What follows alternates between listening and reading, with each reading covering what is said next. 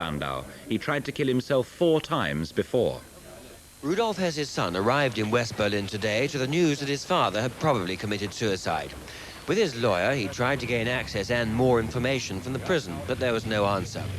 The official story here is that Hess's father was taking his usual walk in the garden. He stopped for a rest in a cottage.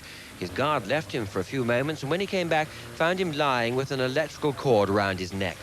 He was rushed to the British military hospital. Resuscitation failed, and he was pronounced dead. A full autopsy, say the authorities, should establish the actual cause of death.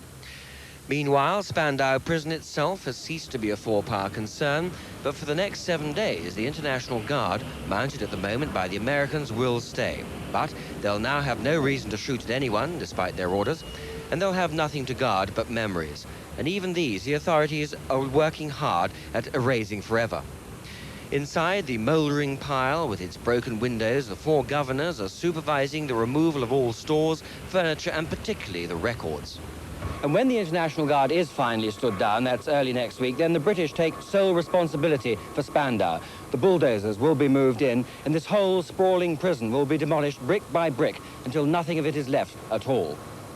For the one thing on which the 4 occupying powers are agreed is that even Hess's ghost must be exorcised from this place, so that it will never, ever become a rallying point for those who still support Hitler's Nazi philosophy.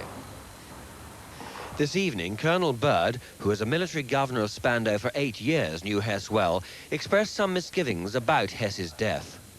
Now, here's a man who is 93. He's blind in one eye, he can hardly walk, can hardly see out of the other eye, and we're told that he took a wire cord and put around his neck and strangled himself. I know the security measures in Spandau prison. I know how they were carried through with, when I was the governor, how every cell was searched nearly every day. They were supposed to have been at least. And when the prisoners were, their pockets were searched when they returned from the garden, and they were certainly watched carefully while in the garden.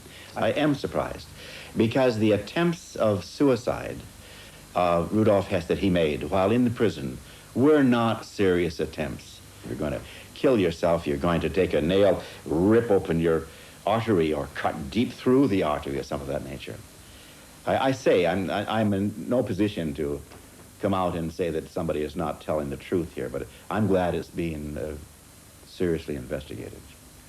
So even in his death, mystery and confusion surrounds Hess, and that still has to be sorted out here. Desmond Hamill, News at 10, West Berlin.